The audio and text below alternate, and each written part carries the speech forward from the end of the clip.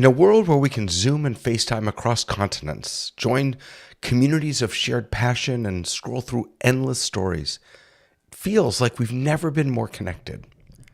Yet somehow, loneliness, polarization, and disconnection are everywhere. This week on The Rundown, we're diving into the paradox of our digital age, asking whether technology is truly bringing us closer together or quietly pushing us apart. From the promise of global connection to the hidden costs of constant connectivity, we're going to explore how we can reclaim real relationships in an always-on world. Welcome to The Rundown.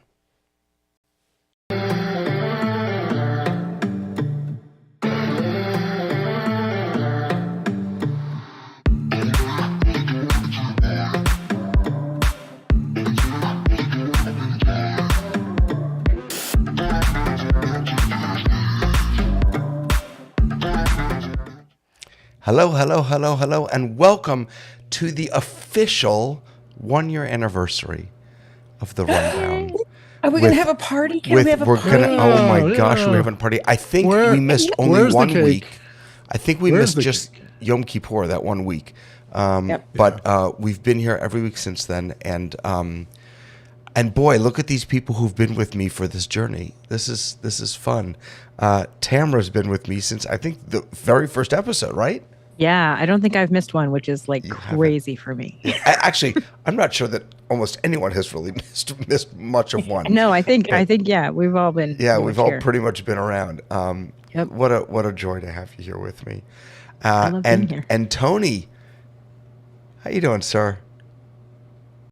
Fine. Congratulations on 1 year. Well, thank you. I'm just, my goal is to catch up to conversations.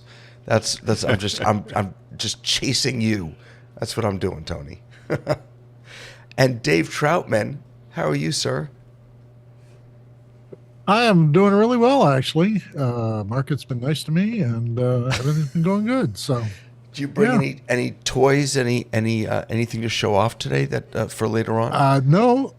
I was going to grab one of my Sherry Turkle books and show it to you, but I'm a big fan of Sherry Turkle, so I love having her on the list today. Okay, fair enough. And Mr. Sky Gleason, how are you, sir? I'm toasting you a hot cup of tea. Isn't this the best mug ever? It's so appropriate for today. My daughter got me this. I miss social distancing. I love this mug so much. My tea bag is my daily how to be civil. Never regret your mistakes. Admire the courage it took to attempt the unknown. So happy birthday to the unknown of what next year brings to you, sir. And we still have no idea what this is going to be. Absolutely. And that's the joy of it, though. Embrace the journey. This is the destination right here. Absolutely. I jumped right over you, Lois. I jumped right over you on my Stream Deck button. No, don't worry. I'm not going to land on you. I'm just so happy to have you here. How are you, ma'am? I don't have a cup, but here's my sleeping kitten. What is that? The sleeping kitten. Aww. Holds paper. It holds. I use it for paper clips, but I think it was made to hold a little candle. Oh, beautiful. Anyway, it's. I can't show you the hummingbirds, so That's okay. That's all right. Happy birthday to us. Happy birthday to all us. of the folks out there who are watching us, and all the folks who've been on the show and can't be here tonight. And they're having a good time, David. And you know what? And so much gratitude. You're right. To Vic, who's been watching us from the beginning. Ray Franklin is watching here. My fellow Zoomy. It's really wonderful to have everyone here. We've got more news than usual tonight, so we're just going to jump right into it.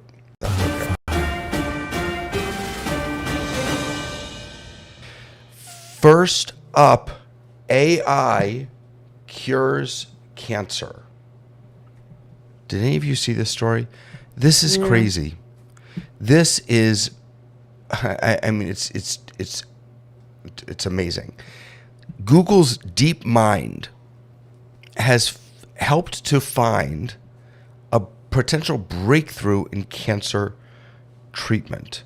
So this is from Interesting Engineering, and it basically has figured out how to turn cold tumors hot. I don't really understand all of this, but it basically focuses they on. Already do, yeah. Say again. Well, there's already a heat treatment for cancer, and targeting is the problem. And if they've figured out how to turn them hot, then that can be done without all this extra energy added into the body. Right. So Just this using is the body's own energy. Yeah. And what's sort of amazing here is that this is AI hypothesizing that it's not that the technology helped us accomplish something that we came up with. It's that the AI came up with it, and now we can help the AI accomplish it. Go ahead, Lois. So what it really is it was able to look at all these different drugs and compare them and see what would happen if you put these together and those together. And just because it can do things really, really fast, it was able to look at lots of drugs that had not yet been considered by various researchers. I think what it did is it cut down the time that it would take a human to go through and do all of those comparisons and then come out with something that, well, if this is this and this is this, well, maybe together they might, but the humans are going to still have to figure it out. Right, possibly. So it analyzed over 4,000 drugs, real tumor data, to identify compounds that would boost the immune signaling under specific conditions. And then, but here's the piece, and I might be wrong about this. You might be right that it's just a matter of mass analyzation and doing that quickly. But the key discovery here is the prediction that combining a particular inhibitor with low-dose interferon would enhance an antigen presentation. Mm-hmm. And I'm not sure that's obvious from the research. I think, and I'm not a doctor, but I think that there's more to it. I think the AI just came up with that, and then Yale scientists tested it and found, yes, actually that's true. It compared those two things together, which that's a great thing. I think it's a wonderful thing. I hope it works. Yeah. But it's not like it was a genius or something. It just compared things really fast. I'm not sure. Tamara, what do you think? Well, I think there's a couple things. One, we are seeing AI at kind of its best, utilizing its analyzation skills. Like that's what it does well. What we're missing in that article is what was the prompt that got them there. It wasn't like the middle of the night that these AI got up together and said, let's solve cancer and let's do this. Like there were other scientists who were involved in saying, hey, what if we feed the model this and we see what it comes up with? So I think it's a little bit, it kind of is one of those things where like AI solves cancer. It's like, AI took a prompt written by a scientist and analyzed data, which is what it does quite well. But I also think there's other things to, listen, I have cancer in my family and it's been a big part of my life. But I know from experience with my dad's cancer, he was diagnosed at age 50 with colorectal cancer and he died at age 52. He was diagnosed in stage 4. And what kept him, he did one course of radiation and chemotherapy. It kind of did some of the stuff, but the insurance companies wouldn't go any further because he was in stage 4 and because they had their predictive models said that there was no hope of him living. Oh, wow. He also could not qualify for clinical trials, which would have been, hey, I don't have anything to lose anyways. I might as well try a critical trial because you have to fail 4 different treatments, and he had not failed 4 different treatments. So there's a lot more in solving cancer than it is the economics of a lot of people who don't want cancer solved, because it is an economical business. One dose of one of the treatments he was taking was $10,000 per pill. So there's a lot of people who don't want to solve cancer, and I think that's also part of the issue of why we haven't solved it. And then the third piece is that we have to accept that science is real and science is important, and we have a nebulous relationship with that right now. We do. I mean, I think that the AI companies, at least the when I've heard the CEOs speak, they've uniformly said that this is the holy grail, right? Is having AI be able to come up with novel hypotheses. So in this article, it says the C2S Scale 27B foundation model built with Yale and based on Gemma, I hope I'm pronouncing that correctly, generated a novel hypothesis about cancer cellular behavior, which scientists experimentally validated in living cells. I mean, the first company to actually generate, sorry, let me change that. The first drug to come from a company whose AI had a novel hypothesis, that's the Holy Grail, right? I mean, that's what the best of what, as you said, that's the best of what AI can be. I agree, and I definitely think in utilizing it for its best possibilities is great. I really don't like when we have articles that talk about AI solved cancer, as though these super smart people at Yale, by the way, and these super smart people that made the model to begin with had no part in that. And I think that that's really important that we keep in mind that these are not doing this by themselves. Boy, I'm surprised. Lois, what is that? What in the world just happened? Let me try that That was again. the two thumbs up. No, you know what that was? Yes. Oh, yeah. Somebody turned on fireworks to come on when I do that. I don't know how to do that. But We're you gonna are have to figure out how so to turn it off. you're so I'll tell perfectly you framed, not though. to do a lot of things if that's happening. Yeah, no, to you. I There's can- a few other things you- that I will always happen. use that symbol. I Yeah, mean, you have I that always, turned on in Well, Zoom. We can today help you'll you have to turn turn it it off. Yeah. I just want to say I'm a little surprised at how negative you all are. But I mean, of course, the scientists came up with the prompt. Of course, they developed all this. But had they been able to do this on their own, they would have. We need to give the AI a little more credit than we're giving it, I think. no, don't we don't. It's a tool. Oh my goodness, I The couldn't folks disagree more. learned how to use a tool well. That's wonderful.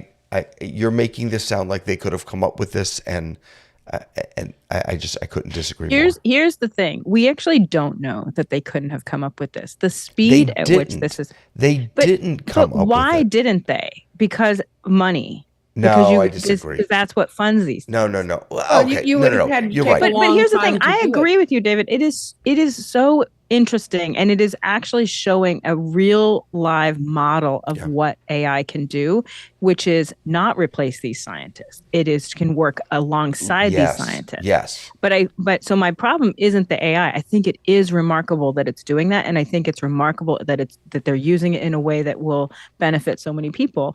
The real issue I have with it is kind of the idea of giving all this credit to AI and not giving any credit to the scientists who said, "Hey, what if we utilize this thing to do this thing we can't do?" You know what you just said though is, I mean, that's the takeaway, is that what's worth celebrating here is the partnership. We talk about even we're going to talk later about the Atlas browser, and with agentic AI that can do work for you. No, that isn't the best of AI. The best of AI is when it works in partnership with us, with our intelligence and our wisdom to create something. So, and with our empathy, right? Because it's our empathy that makes us want to solve the cancer problem. Right. You're right. And so that's the piece that I feel like we talk so much about how AI is going to replace humans. Yeah. And I think when we see things like this, we want to give credit to AI for being able to do something that computers can do.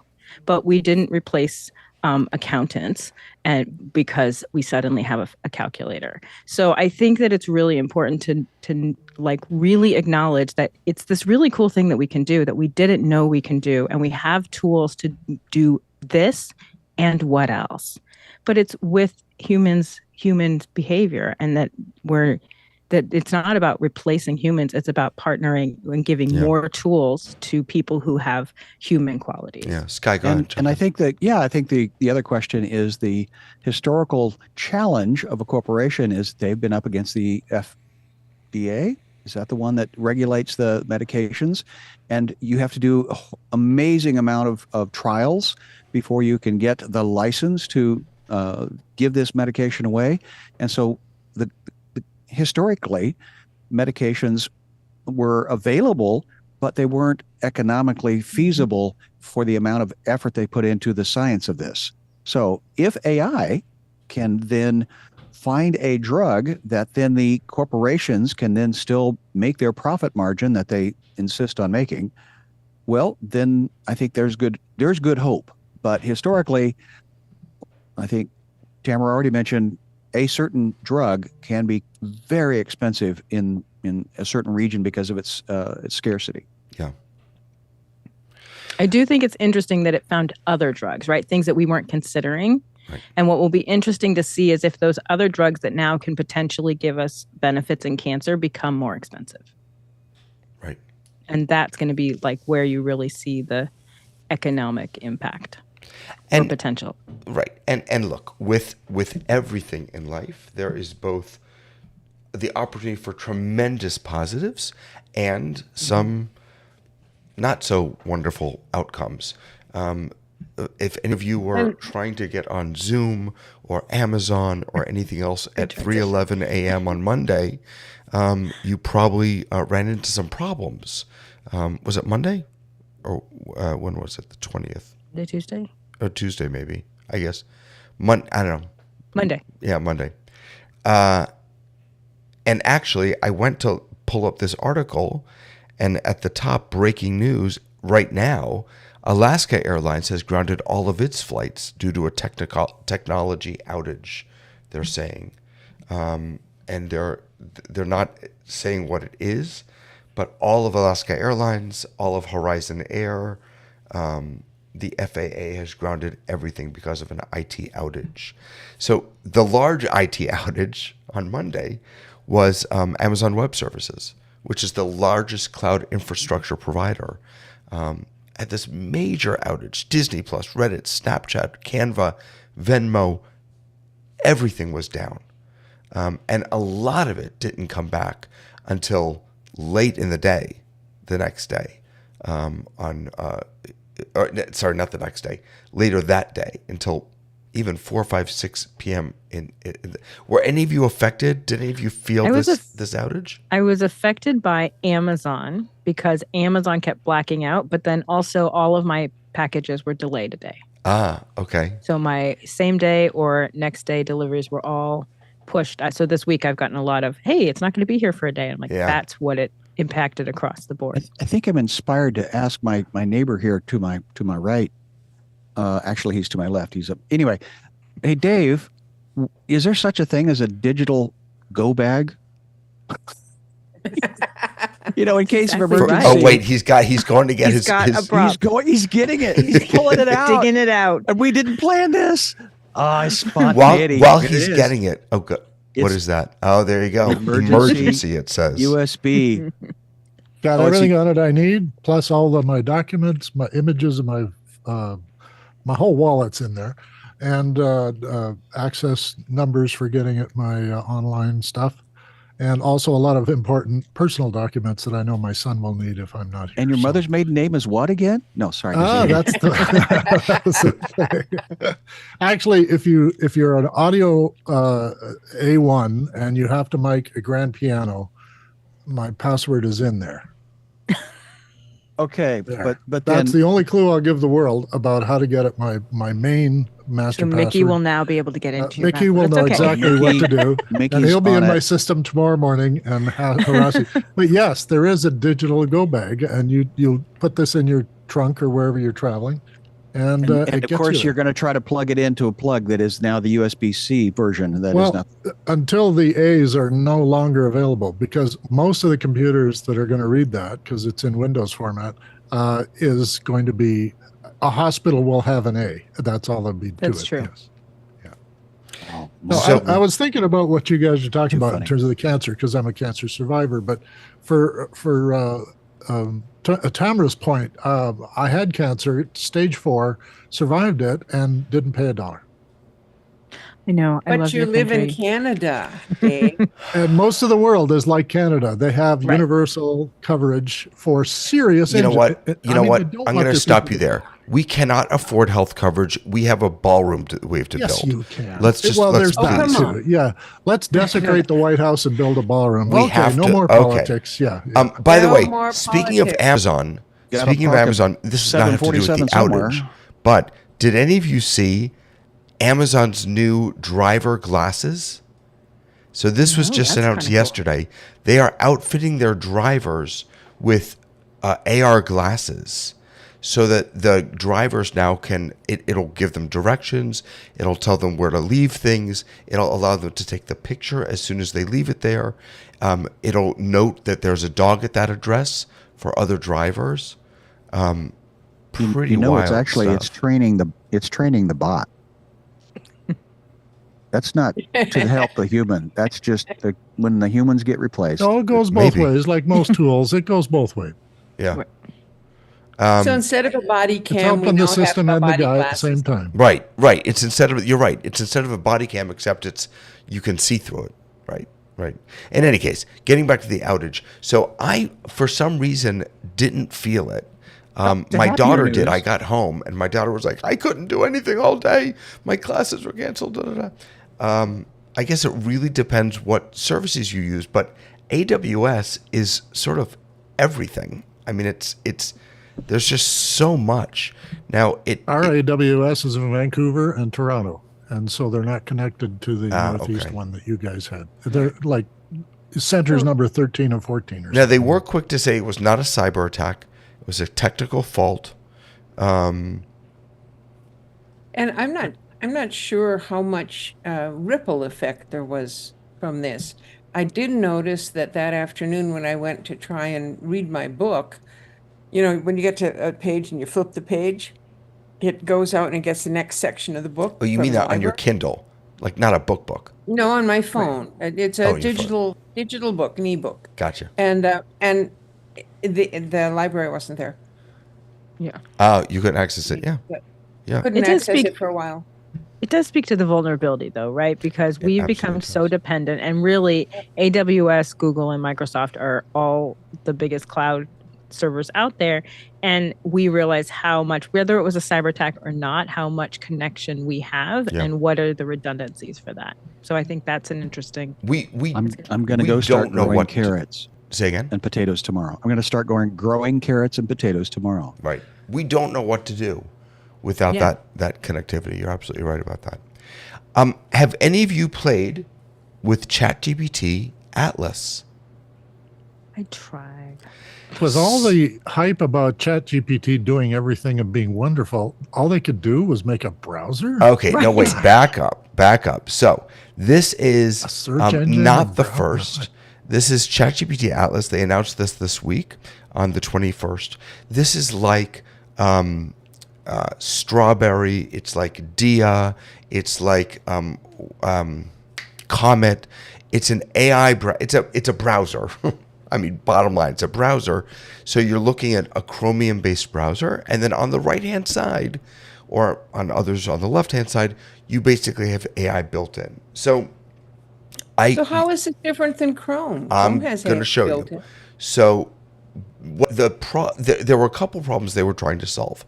One is the workflow right now is, let's see, I'm working on a spreadsheet, and if I want to work with ChatGPT, I go to ChatGPT in a different tab. Right. I type something, I copy it, and I put it back in here. What this does is it puts ChatGPT in the browser. So, for example, I have here a list of dates and national holidays on these days, and I have a prompt here called "Fill out column C with descriptions of each holiday celebration listed in column B." Now, if I did this over in ChatGPT, it would probably work fine. It would give me that stuff. I'd have to copy it and put it in here. But with agent mode turned on, which I turned on down here, I can now click go, and this is actually kind of cool to watch. So it has now taken over my browser. I'm not doing anything. And you can see it telling me what it's doing. It highlighted the first 11 rows of this, and it's searching for descriptions for these things, and then it's going to put them in. So now you can see it's searching the web. Now, I can't do anything in this right now. I could stop it. There's a button at the bottom. But I can now go somewhere else and work on whatever I want, and it's going to keep doing what it's doing. So ChatGPT is living in the side here. I can have regular conversations with it, Or I can do this agent mode. Now, this is not available for free users. It's available for Plus or Pro users. I used this extensively today for this exact project, actually. I had, for this one, I only did October, but I had the entire year, 365 rows, a special day for each day, and I wanted a short description in each cell of column C. It did not do a good job. It really struggled. Especially, there were two things that I found. One is, and this is true in general, I think, when you're prompting with AI, that if you give it too much, it gets lost. Like if you give it more than 20 rows at a time, it just completely gets lost. And the other thing is, if there's text already in a cell, it does not know how to erase and replace. It can put text in a cell, like here you can see it's now finishing this up. Yeah, so it just David, finished. how is that a browser? You said you created columns 1 and 2. So How is this that is a browser? this is Google A browser Sheets. goes to websites. This is Google Sheets. Oh, I'm on a that's not a website. browser. Yeah, it is. Of course it is. That's how you access Google, through Google Sheets, through a browser. That's the only Yeah, way it to doesn't get matter to which browser Google you use. stuff. Right? Okay, so you're showing us about Google Sheets rather than showing us here's a browser, go look at your website Well, no. and then So here. whatever. So here's ChatGPT. Here's the ChatGPT website. And I opened up ChatGPT on the side here and I said, summarize this article. And it gave me a summary right here. Now, again, the old way I would have to do this is I'd have to go to ChatGPT and I'd have to say, summarize, I'd have to somehow access that article or that website, which is Chat has never been good with, and then have it comment on it. Now I can do it right here from within the browser. I love this in theory. Like I love the idea of it kind of doing some of that work. And I use ChatGPT to do that kind of work. It's really good at analyzing data that you give it. So if you gave it the data and said, here's the data, Right. I'd like you to match it up to here, it would be really good at that. The thing that is making me so I hate it every single time, and I try and love it. When Google takes over the research experience, or when AI takes over the research experience, it makes me crazy because inevitably it finds an article that I wouldn't choose as an article to base all my data off of, or it comes back with just, it makes stuff up. And that to me is starting to get so integrated into things with it being kind of a faulty system that you go to search anything on Google and it comes up with the AI equivalent of it in the AI answer. And the AI answer isn't always right. And it's making this data untrustworthy. What it is so good at is taking data and analyzing it and matching it up that you have control over. Yeah, yes, and I would just make a friendly amendment to that one of the things that so this just finished this work and you can see it didn't finish it completely. It only did the first 20 rows. And again, that's an example of how it's much better in small little bites. Hold on 1 second, Dave. I just want to say the other thing that I was asking this to do was give me a link to where you found this information. Just give me the link. It really struggled with that. No, it's bad. Almost all the links were 404s. It's error bad. pages. Yeah, it really struggled. Now, I wanted to, I'll come back to that. Dave, go ahead. I'm wondering when we're going to see the agentic nature of all these AI helpers, where they can track which app I've been using and for how long through my workday, and then apply it to whatever client I was dealing with and give me a complete report of the time used that I can bill with. So that actually came up in, who was talking? Was it our guy? Yes, it was. What's his name? I forgot his name again. Tamara, our guy. Oh, Nate. Nate B. Jones. So Nate did a review of this and he talked about this. He talked about that exact thing about time tracking. He said this could be a really interesting way to do time tracking. Yeah. Now, Asked my agent to just write everything down for me that I was Right. doing, and every Now- time I switch from editing to email to something else, right now we've only it had this stops for the 2 clock days, on that and so switches. the Oh, yeah, more you yeah. use it, the more it's going to It's learn. more of a global question rather than just today's browser. Right. But yeah, and now the follow along, of course, is it can't see the Safari browser, the Omni browser, or any of the Correct. others. It only works within the browser that you're using to get at GPT. Correct. Okay. Well, so no. if I use Safari to get to my no. GTP, Wait. It's not using a browser. This is a browser. okay, Right? ChatGPT Atlas is its own browser. is it's built a on browser? Chromium. Okay. Right. So it can see what I'm doing in Safari, and if I No. had a spreadsheet, It can open see No. what you're there, doing no? in Okay. Atlas. In the You have to Atlas switch browser. your- That's all. But You you have were to switch your using browser. Google Sheets there, and Because that's you not can in- log into Google Sheets on any browser. Well, that's Exactly. what I'm saying. If I Yeah. log into Safari and I go to do something in my browser, No. can No, the No. Atlas you can do the you same can thing? log into your Google account on Safari or on Atlas, but then like your Safari can't see what your Chrome is doing, what your other Okay. browsers are doing. So it's So the I can same get thing. to my It's like iCloud documents through any browser. right. Log into that. So if I use the Atlas browser to see iCloud, it'll see all my documents, Exactly. and photographs, Right. and all that Yes, stuff. exactly. And So- then I could do things with that. I could say, put this here. I'm Correct. writing an article. I need this picture. I don't know where that picture is, and it finds it for me. Okay, good. Right. So here So- is David, what? so Dave just said, so if I use this browser, then it will see everything I have in iCloud. And where is that No. information going? It won't necessarily see every. It'll see what you let it see. It can't see web pages that you're not on. If you don't go to iCloud, it won't see iCloud. And iCloud isn't a website, it's a file system. No, iCloud it can be accessed through the web. You can go to Hong Kong and log into your iCloud from a Right. PC. You don't have to have a Mac. Right, You but have to it's take your not, laptop. but it's not a browser. You're Well, just it's logging accessible in. through a browser. That's the same interface you're using on your machine is available through a browser. I don't believe that. When I want to go and find a file on iCloud, I'm not using a browser. I'm just using No, the Finder right. the Because operating. you're you in the can, Finder, right? but you can But if you choose to. weren't at your home and you were in Hong Kong and you went to Uh-huh. the library and they let you use a PC, not a Mac, you could go onto a browser and type in your iCloud credentials, and there it is. It's all there. It's worldwide. All right, so I am in Atlas.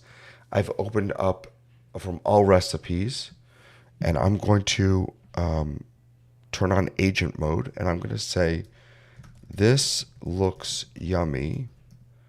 Please add the ingredients to my Instacart order." And let's see if it'll do that. It should be able to do that. They You'll have showed to this. sign into Instacart. I like the halo. I like I the know. purple halo. Yeah, I That's know kinda that. Yeah, cool. the visualization is nice. Cosmic thinking mode. Yep. Accessing the universe. So it just closed that modal. Okay. Apparently there's an overlay, and at the bottom it says you can take control, you can stop. So you do have control over this. But right, let's see what it's doing now. It is now logging into Instacart. Visualization of a portal. So this just logged into my I Instacart. dream of genie mode. It didn't log in. I'm already logged in, but it went to my Instacart. Now, with Instacart, you can't move forward without either giving a rating or Xing out. So it figured that out. Right. It X'd out. It's kind of cool to watch, I have to say. Cream of chicken soup. Look at this. It's going to put all of these things in my cart.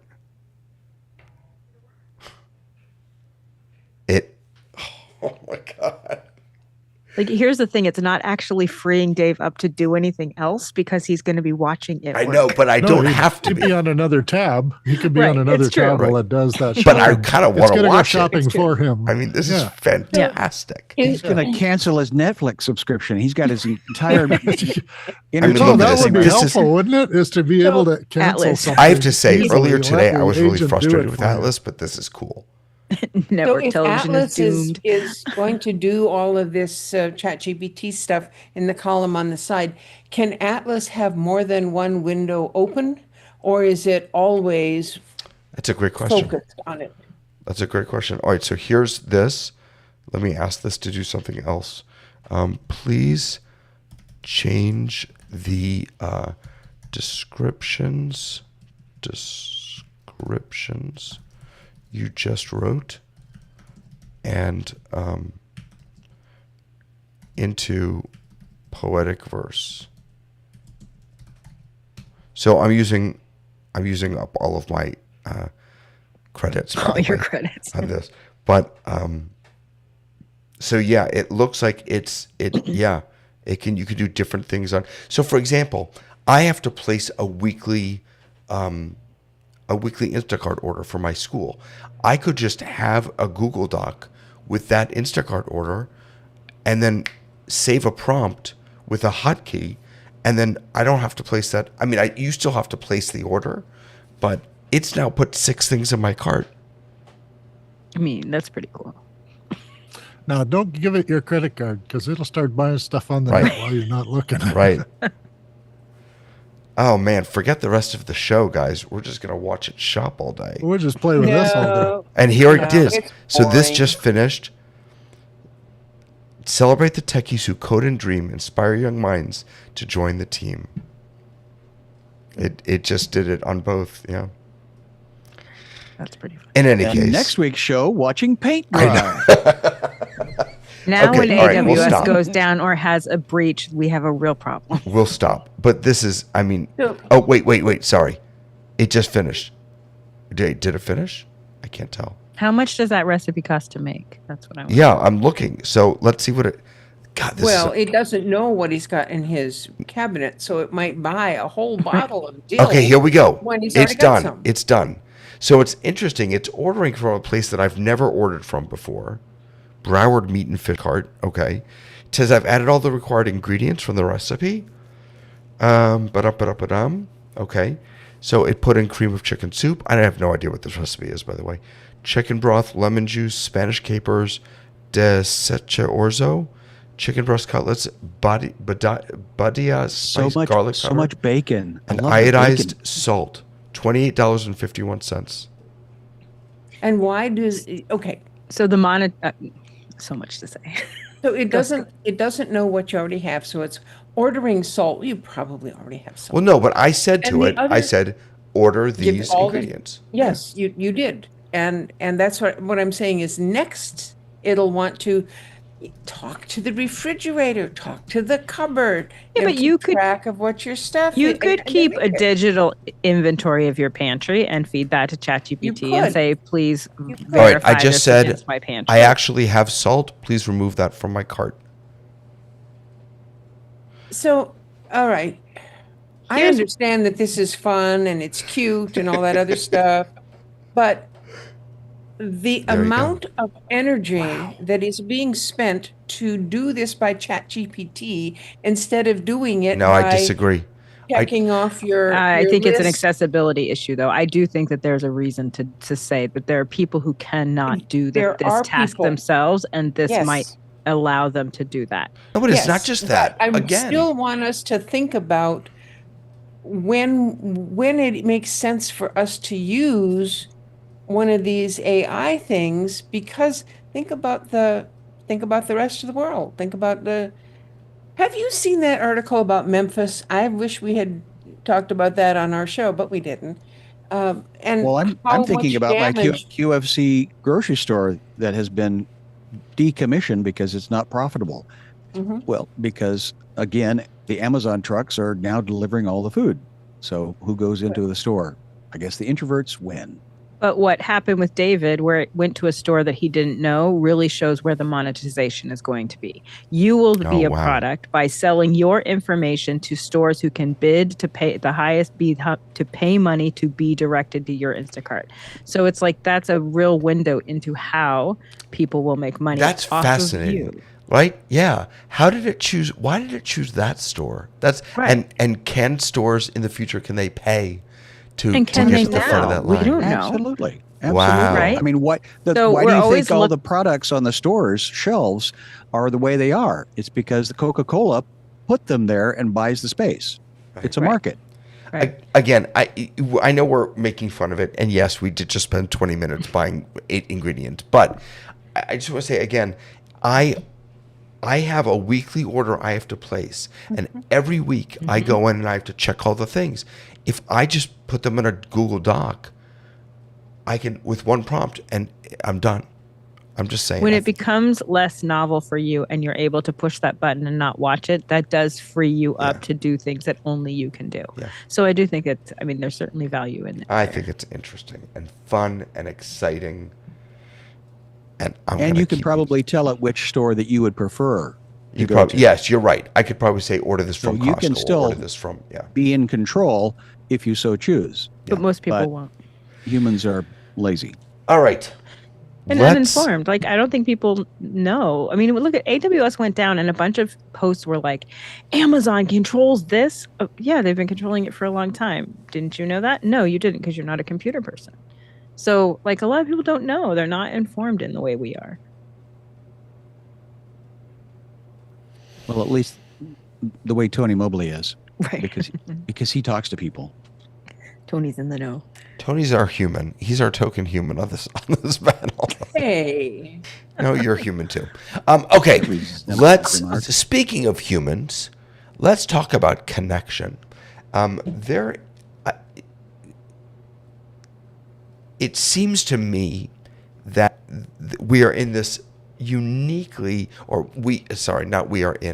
have gone through a uniquely strange experience of, because of COVID, having to be physically apart from one another, but somehow finding so many ways to feel closer to one another. And post-COVID, a lot of those trends we've held on to, especially us, we've held on to using these tools to stay connected. We've used these tools to allow ourselves to be physically distant while also being connected. And at the same time, when I'm doing carpool at my school and the parents drive in and I see them on their phones or I see them talking to their car and there are kids running around and they're not present in that, they're not connected to us, to me, to the kids in that moment, but instead they're connected to their technology, it feels like we're worlds apart. So let me just put this out there. Where have you found yourself in this paradox of both being just in this group, even physically very distant from one another, and yet feeling quite connected? Sky, it looked like you wanted to jump in before. I remember being in the theater company, traveling the world, and I saw somebody in a very crowded transportation area, and it was when the Sony Walkman first came out. And it had the very cool headphones, and it had the cool little earbud thing, and it was pre all things digital. It was still analog tapes that you would have to. And I just thought how odd that person would be disconnected from the humans around them in this very public transit space. And this was in, like I said, I think it was in Scandinavia, Sweden, Denmark, somewhere. Anyway, so we had this conversation. My neighbor, who I am in community with, lives 12 feet above me, and I were having that conversation. Oh, the iPhone's the beginning of the end. It's like, no, it happened before then. And I really want to toss it to Tamara, because you say you identify as an introvert. I do. And that is again, I think, a part of this conversation of an introvert, extrovert. How do we see ourselves? But then we want all of this control, but we're alone and we are in pain. But see, I'm an extrovert that's an introvert kind of a thing. So I'm confused when people say they're introverts. So help me be less confused. I mean, listen, being an introvert does not necessarily mean that you can't be part of a group. It means your recovery time needs to be by yourself.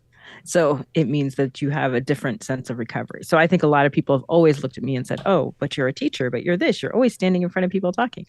That doesn't matter. Being an introvert is how you recharge. You recharge by going to a party and getting feedback from all of your friends. I recharge by going and reading a book and taking a nap and walking by myself.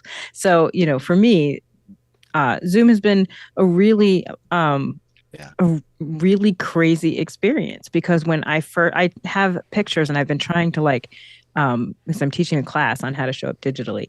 And I was like, when I went back and I had done screen caps in 2020 of various meetings that I was in, and it's fascinating. One, I look terrified.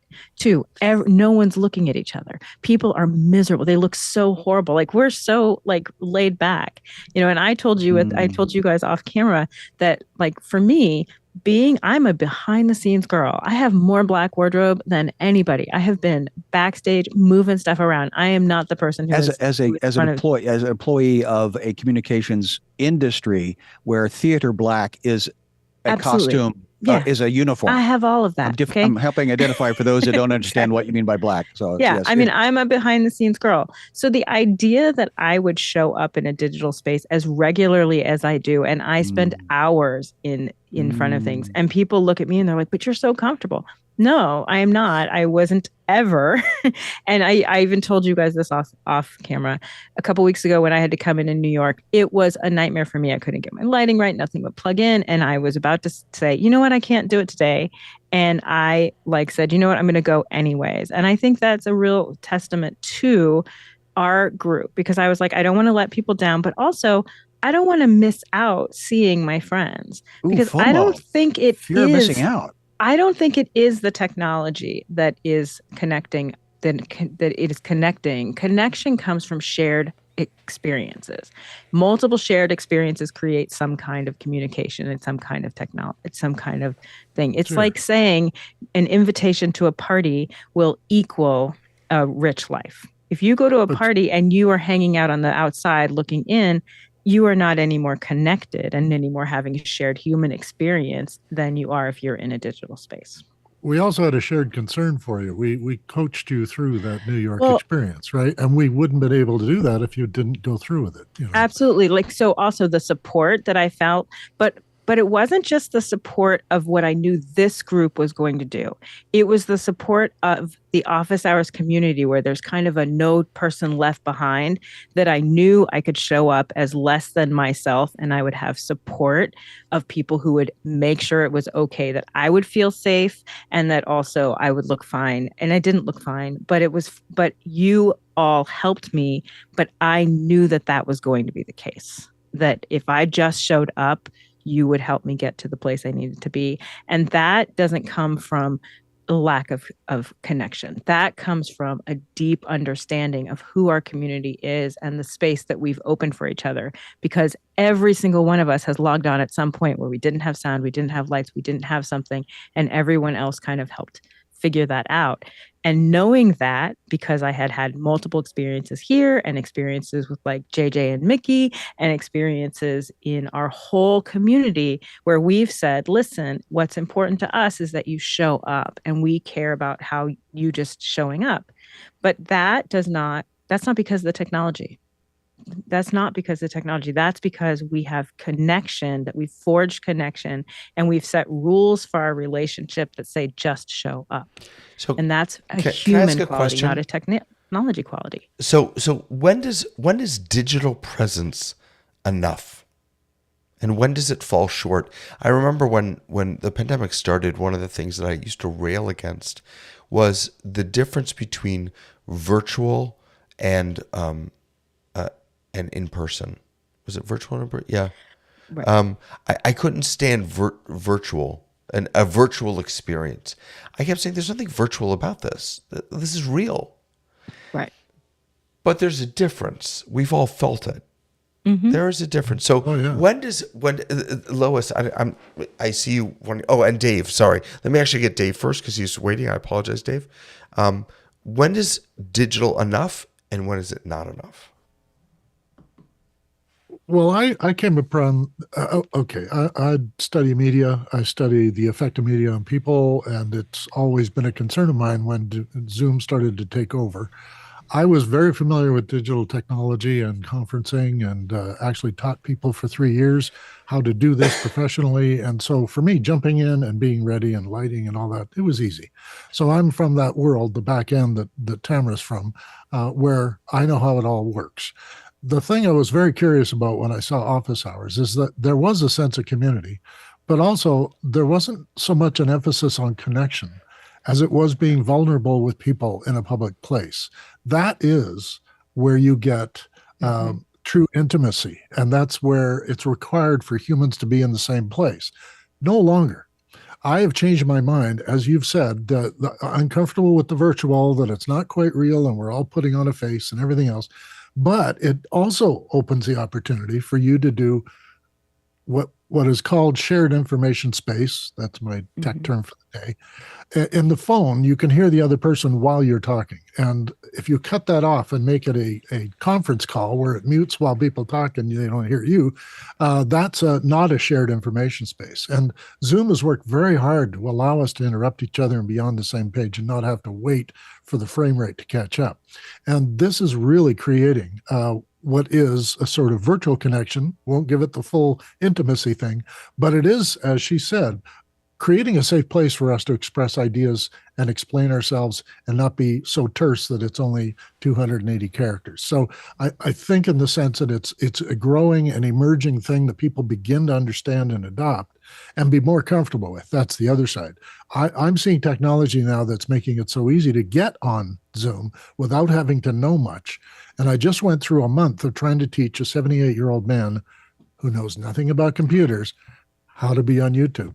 So I'm very patient with him, very slow. He doesn't know how his computer works and that sort of stuff. In the sense that this technology becomes so ubiquitous that you pick up your phone and you're connected to Japan, which is what I can do with my son, blows my mind every time I do it.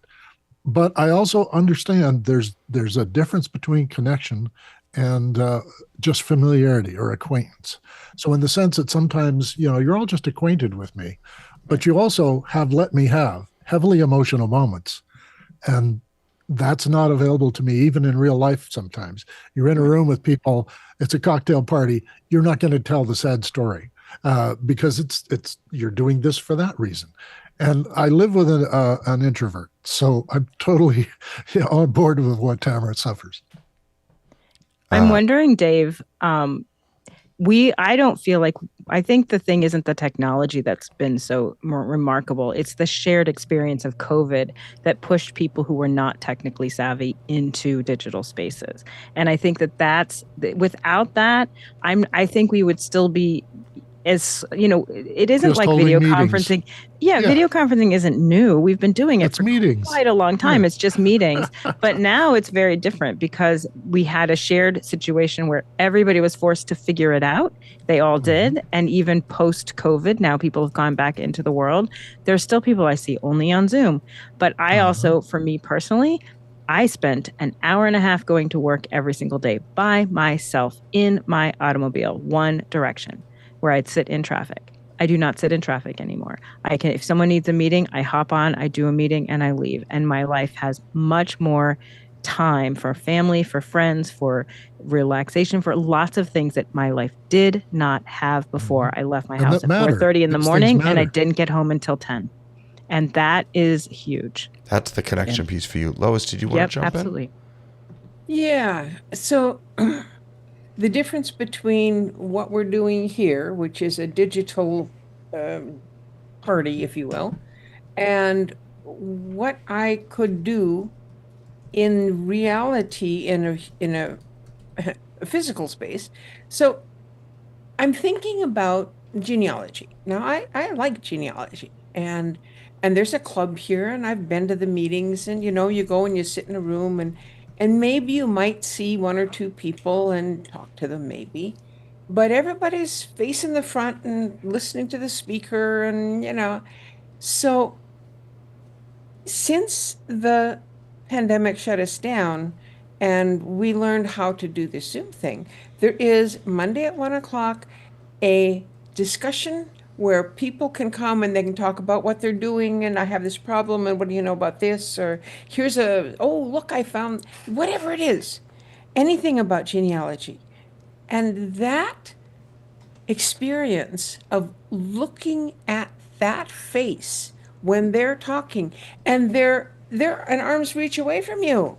They're not all the way across the room. They're not, in 50 people. It's very it's wonderful is what it is. And I would not go back to in-person only. In fact, I feel very left out because our group, our club, has a book club where they read a book and then talk about it and stuff, but they won't let me join because I'm not physically in that room. And that's so annoying to me. All I would have to do is have a little laptop opened up and put a camera on top of it, and I could be there, and they'd just see me in it, on the table by a chair. I'd be the same size as everybody else, but they won't let me do it. But Lois, I've had that. Sorry, I've had that same experience. There are meetings in downtown Miami that I really would like to go to, but I'm not driving to downtown Miami in the middle of the day when I'm working in my office. And I've asked them, can we just open a Zoom for me? At the very least, even if it can't be a great experience, let me listen in. And there are a lot of folks who believe that, and I'm not sure I disagree with them, by the way. But a lot of folks who believe that when you introduce technology, when you try and create a hybrid experience, it takes away from the connection that is happening physically in that room. And I'm sure that the folks at the club are looking at the presentation meetings, which is a hybrid experience, and we have everybody's sitting in this big room, and then there's a dozen people on the screen, and it's not comfortable. Yeah. Not comfortable for anybody. But that is totally different than having one person on one screen just show up, sitting there right at the table, looking just like she's sitting there in a chair. And, I have my own Zoom space. We don't have to go through things. We don't need to have all the bells and whistles. It's a little library. There's a table, and I could be sitting there. And by the way, the tools to facilitate that are getting better and better. Tony, I'm throwing you in 1 second. Oh goodness, what am I looking up? Here it is. Insta. So when the pandemic first started, we had the Owl camera.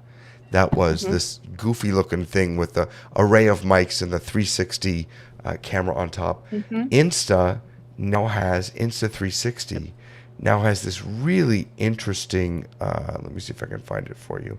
It's called the It's part of the Insta 360 link, but where? No, I don't want that. I have that, I think it's and that's what the I'd link. be using. No, it's called Yeah, the it's the second Insta generation. 360 Wave. It's There you this go. guy. It's really interesting. So you take your little Insta 360 camera, you pop it on top of it, and this becomes your array mic and your. My point is, I'm not selling Insta here. My point is that the tools to do what you and I are asking folks to do are getting better and cheaper, and but there are still a lot of folks who struggle with that. Let me go over to you, Tony. Well, I really wanted to respond to what Lois just said in terms of the experience with the book club, and I think that there is a fear that if they allow you to do it, that more people will want to do it, That's a really and then good point. it becomes a virtual experience, And? which the end is that the person who is leading it may not want it to be that. Right. And so that might be the issue. But I look at this all as if we go back to 2020 and the pandemic, for me, it's very clear. It's very clear that the virtual space became a lifeline or even a lifeboat for a lot of people. And so I can say, I'm hearing Alex Lindsay talking about how we needed to not, as already been said, not leave anyone behind.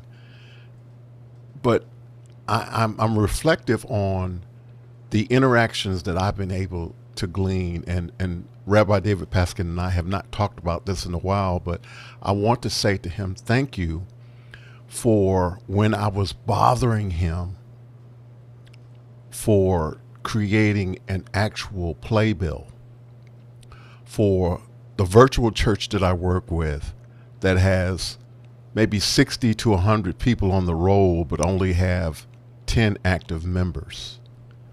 And we were producing an actual play in the theater. And because of our interaction, and because he was working with me on Canva back and forth, and because I was getting on his nerves, no, I don't mean that he was getting on, that I was getting on his nerves. I want to say Never. that I was able to produce a product that was fantastic. It was professional. And that's just the tip of the iceberg in terms of us being able to engage with one another. I've shared numerous times about the fact that I was able to engage with Clark Lopez Waterman, that he has visited me several times. He was also a part of the actual in-theater production that was 100 miles south of where I actually live, and went there and brought his camera. Not once, but twice he's done that. Not to mention the authentic relationship that we have is that he's able to come here, move this studio, all this equipment, set up this bookcase, connect it to the wall. All of those things don't happen if we do not connect in a virtual way. And so for me, that is an authentic relationship, as if there is any relationship that you could have in person. And then lastly, I want to say this. As we are celebrating 1 year of the rundown, the fact that we are able to gather here together in this space, have this conversation, talk about this, and not have to book a plane flight or hotel space in order to celebrate. So, the good with the bad, yes. But I think that the good outweighs the bad, at least for Tony Mobley. And so that's all I wanted to say. Show's over. Sky no, I'm kidding. Sky, go ahead. It reminded me as a high schooler working in a clothing store and recognizing that not everybody had the option of wearing the latest trend. And what I heard today in Tamara's expression of going out and Dave's expression of living with an introvert was what we are doing here is the new Brooks Brothers suit. But not everybody can afford a high tailored uniform, a high tailored, even shoes. And so, Tony, your comment about the intimacy that you feel and share, and Tamara's comment about the connectivity with humans, and that's where I want to reach out to Ray Franklin. Ray, we see you. You are here with us now. You and I are connected. We have never met physically. So this is where the reality of things are. In my heart, I know who Ray is. I see Ray. Do I need to be breathing the same air? I don't know. People that want to sell you something will tell you that you need to, like an airplane ticket or even a piece of technology. Yeah, I believe we are connected. I can remember. Oh, I'm sorry, Dave. Go ahead. Back in the 70s, before Marshall McLuhan died, he used the phrase "a global village," and he's the patron saint of the internet, so I get to say that. Wired magazine made him that. Marshall meant by the global village that it's both a good thing and a bad thing at the same time. It'd be like everyone here is living in a small village now where everyone knows everyone else's business. And the good part is that you can all work together on things. Villagers often get together and do a whole lot of things like, I don't know, fix the arena. But the bad side is everyone snooping into your life. And we always bring that forward that, is that shopping center paying to be the chat GPT source for all the information? And I wanted to mention that, we're talking a lot about video conferencing and that, but of course, there's all the other internet people use and browsers they use. I deal with a person who thinks the internet is the browser and apps don't matter. There's a health issue that came up in the pandemic, which was that teenagers were acquiring Tourette syndrome.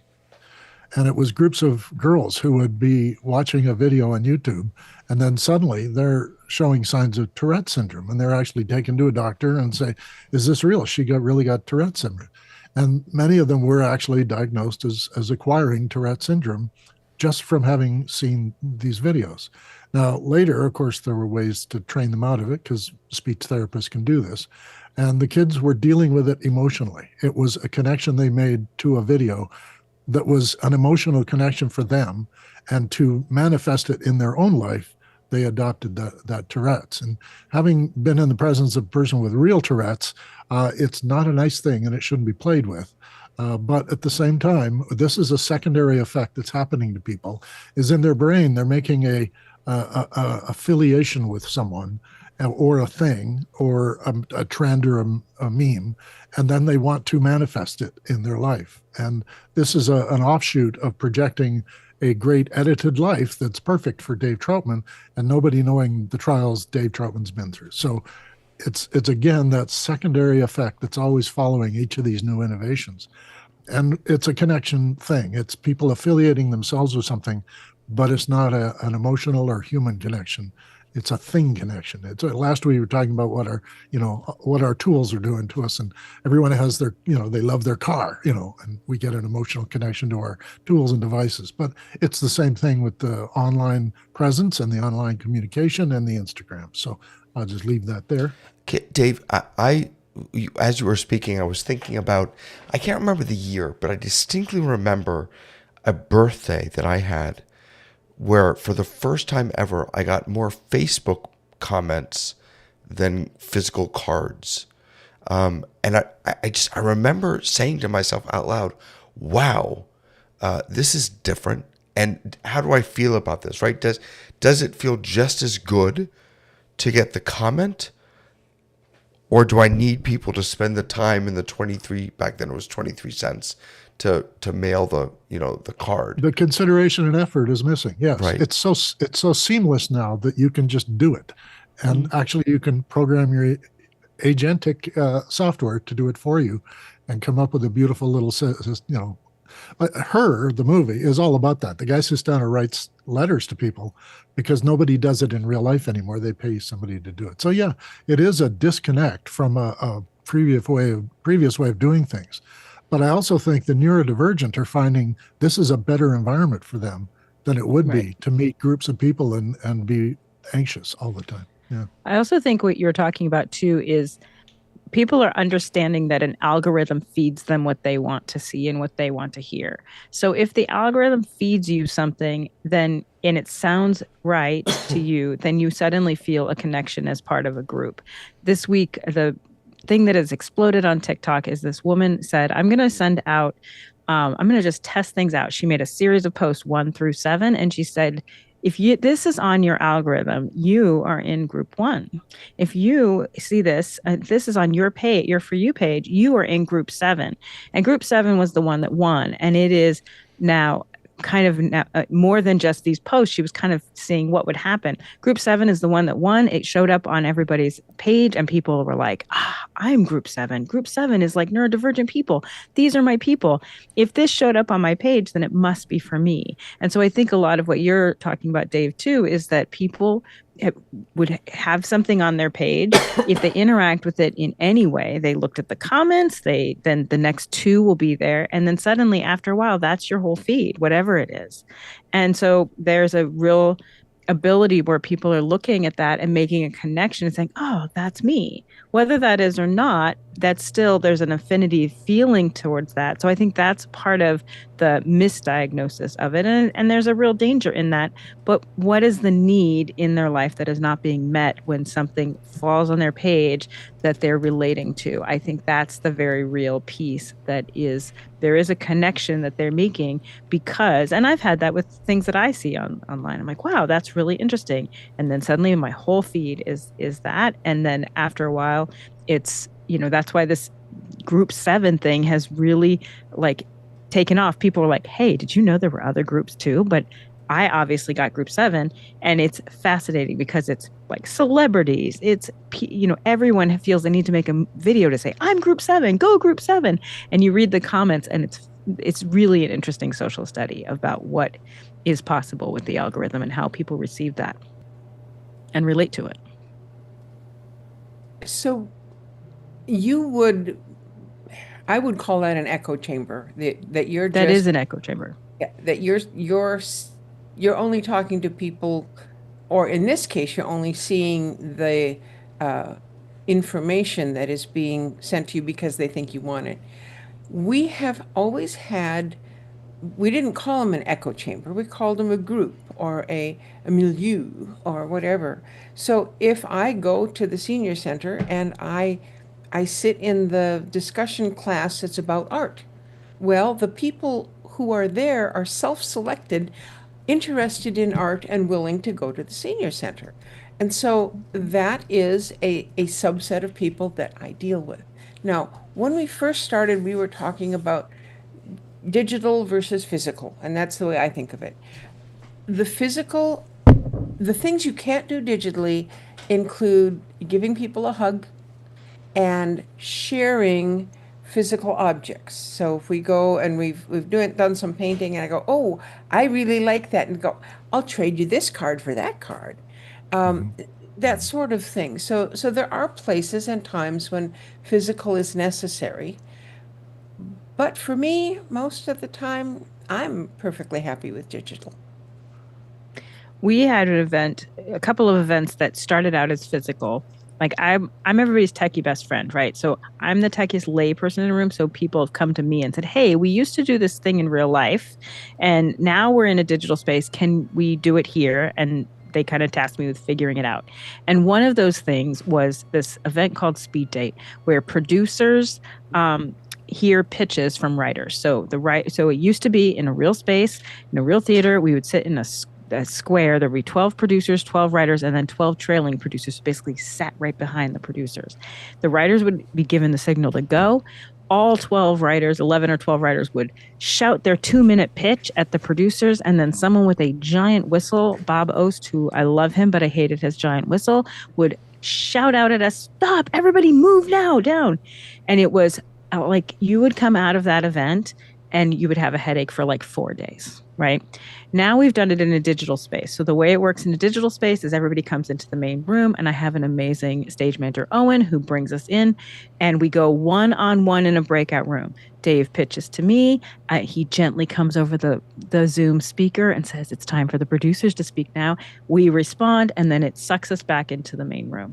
We will never go back to Bob Ost's whistle, ever, because it is so much gentler. We have one-on-one time. We've set up the writers, I've set up an extra party room for them. So when they leave, I'm like, listen, it's an unmanned room. Whoever shows up first, they get to play the music. And I watch them on my little screen as I'm in the other meeting, as they kind of come in sheepishly, and then they kind of hang out with each other. And we do the same with the producers. We kick all the writers out and we hang out for usually an hour, sometimes, 6 hours, depending on who's in that room. And so it is interesting I don't think we'll go back. There's one person, my producing partner, who wants to go back to a in-person space. But the truth is we can see writers from all around the world. Producers don't have to drive into Manhattan. They can be in the comfort of their own home. And when we actually are hearing pitches, we are in a one-on-one conversation where we're both staring at each other and we have an active space. And I think that there's a lot of things. I was so anti-hybrid, but now I am really searching out ways to make those hybrid things work for exactly what you're talking about, Lois, because there are people who can't get there who deserve to get there and who deserve to see it. I ran an audition where people in LA could come in and they could watch the auditions in a, anytime they wanted. I said, they're open 7 hours of me feeding the auditions into a Zoom meeting, and people who couldn't come to New York were able to be part of, watch their show be cast. So I think that it's not going to go away, and I think you can have genuine connection in them. I don't think it's a replacement, but I also think that it has made us really think about who do you want to spend your in-person time with. I do not spend in-person time with people who I would not, who are just casual friends.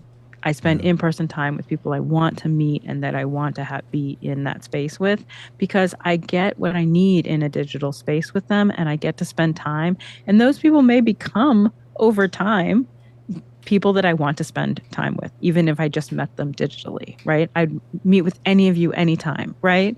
So I think that that's one of the things that is, I don't think it's going to go away, but I do think that you can create connection in both spaces, and both are necessary.